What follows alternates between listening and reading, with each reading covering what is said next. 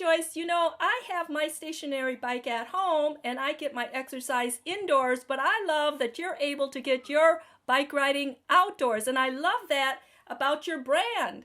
So where is it that you bike? Oh my God, Janette, I've never been asked that question before. First of all, you will notice behind me, there's a bike clock that you happen to get for me. Up north, from Pure, Michigan. From Pure, Michigan. And then I have the book, Take the Ride of Your Life. So bike riding is my brand. I work with emerging leaders and individuals and small groups to help them learn easy, positive strategies on how to kick conflict to the curb to get the respect they deserve.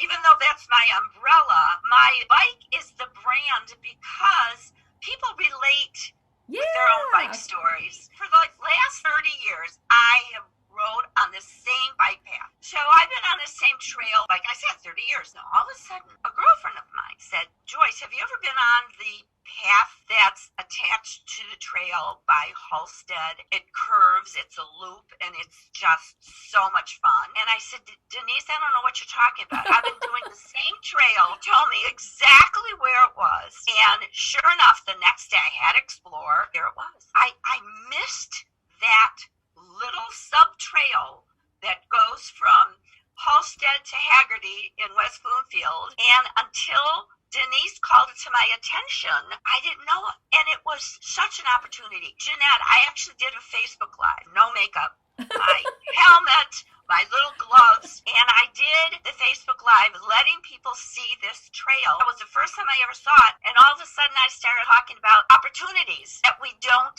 see. We don't know that there are other choices for us in a career, with our relationships, with conflict. They're stuck because they don't see what's there. Thank you so much for asking me that question. And that whole story that you just told me has so much realism in it, in that number one, you exercise. Number two, you ran into a friend, and through that friend, your friend Denise mentioned a different path that you could explore. And symbolically, that's what you, as a communication coach and a corporate strategist, help clients with and help me with, because we are riding the same old path and doing the same old thing that we've always been doing. And by gosh, through working with you, Joyce, you brought to light 4 brilliant ideas that now that I know this different path, I can now better control my emotions, stay in the conversation with more direct with respect. I'm making conversations safe, and I'm staying in control because I step into the gap. And remember that real experience that I had when I called you up and frantic and I said, Joyce, I just want to quit.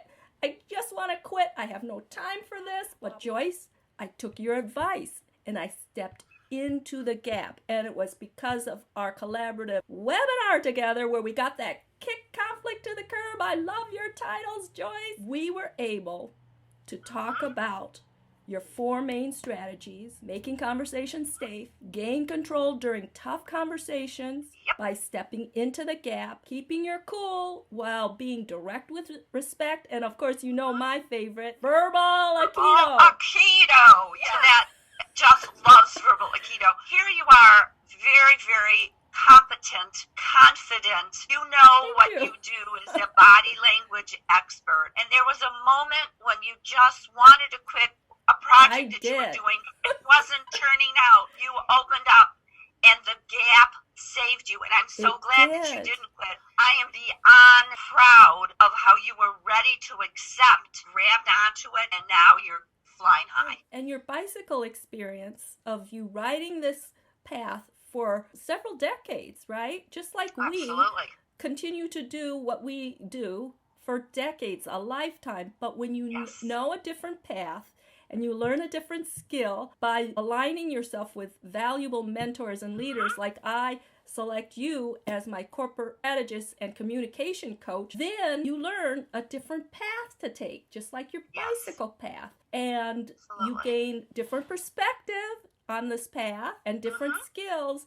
And because I was able to step into the gap, I was able to not make a decision based on emotions in the heat of the moment, but rather sleep on it and then using my executive brain the next morning, I was Yes. able to breathe into it and say, wait a minute, I could learn so much from the colleagues in this group. I could make more connections. I could practice my speech so that I can prepare for a TEDx talk. Yes. And so whenever we are able to make decisions from our executive brain instead of our reactive limbic brain, better things happen. So thank you, Joyce. Joyce's techniques and her proven skills and strategies really work.